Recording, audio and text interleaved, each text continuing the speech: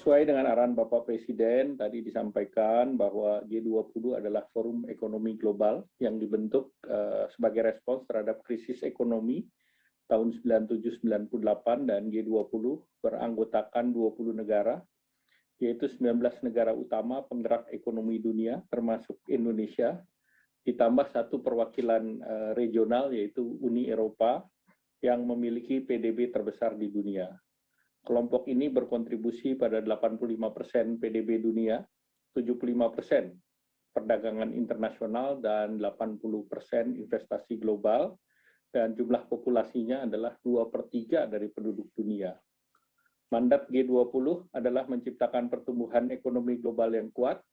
berkelanjutan, seimbang, dan inklusif. Sebagai forum yang lahir dari krisis global, G20 diharapkan menjadi role model bagi masyarakat internasional untuk memberikan solusi atas tantangan ekonomi global seperti krisis 98, resesi global 2008, dan pada situasi pandemi seperti ini. Dalam menentukan presidensi G20, memiliki mekanisme yang disebut regional basket rotation, di mana saat ini adalah giliran kelompok pemerintahan di Asia, di mana presidensi G20 di tahun 2022 merupakan pertama kali bagi Indonesia menjadi tuan rumah dari presidensi G20,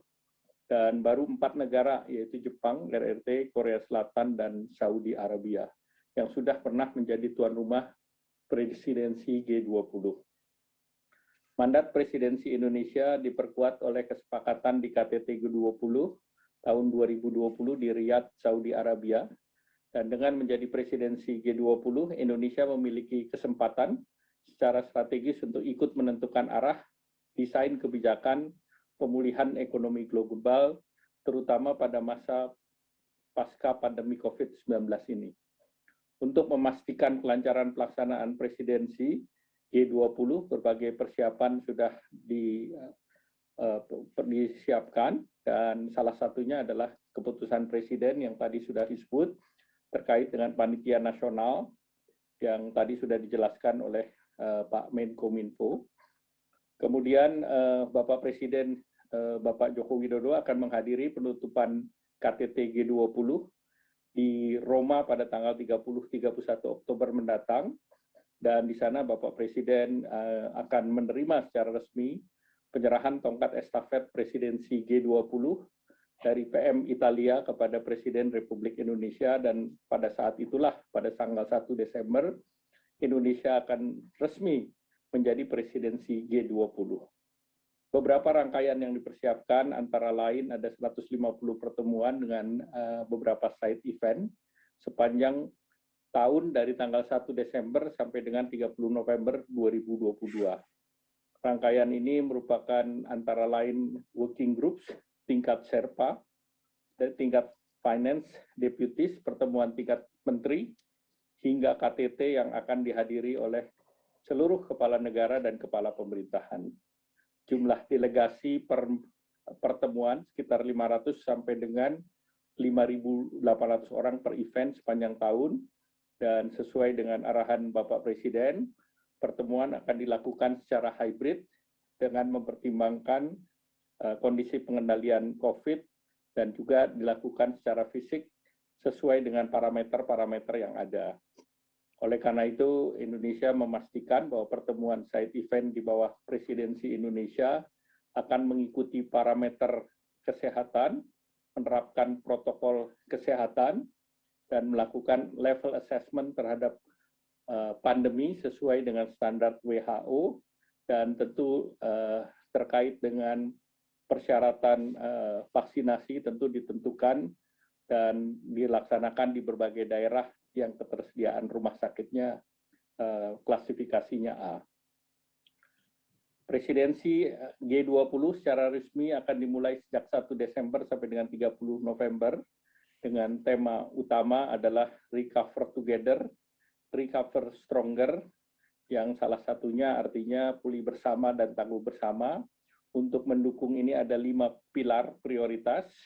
yaitu pertama tentu peningkatan produktivitas untuk pemulihan, atau promoting productivity, yang kedua increasing resiliency dan stability, ini membangun ekonomi dunia yang tangguh pasca pandemi. Yang ketiga, ensuring sustainability dan inclusive growth, menjamin pertumbuhan yang inklusif dan berkelanjutan. Enabling environment and partnership, ini menciptakan lingkungan kondusif dan kemitraan dengan pemangku kepentingan,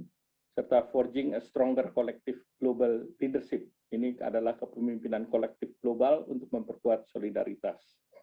Dengan presidensi G20, setidaknya ada 3 manfaat besar yang bisa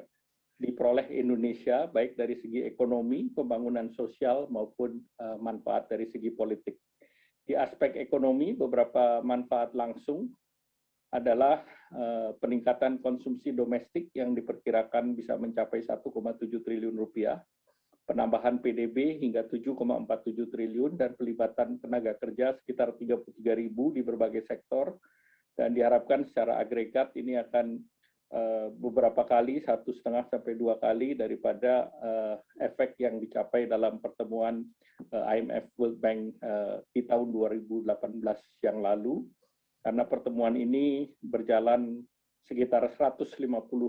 pertemuan selama 1 tahun atau selama 12 bulan. Nah, selain itu, bagi Indonesia ini juga menjadi momentum untuk menampilkan keberhasilan reform struktural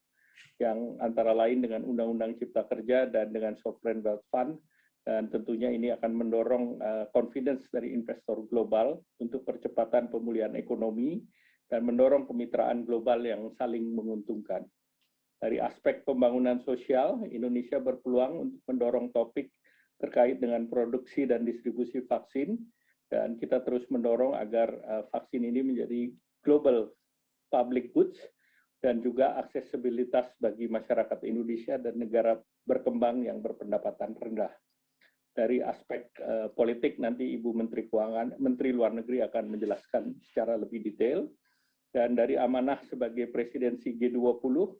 Indonesia tentunya akan mendorong koordinasi kebijakan global yang berkontribusi terhadap tata kelola dunia yang seimbang dan membuat G20 adaptif terhadap krisis,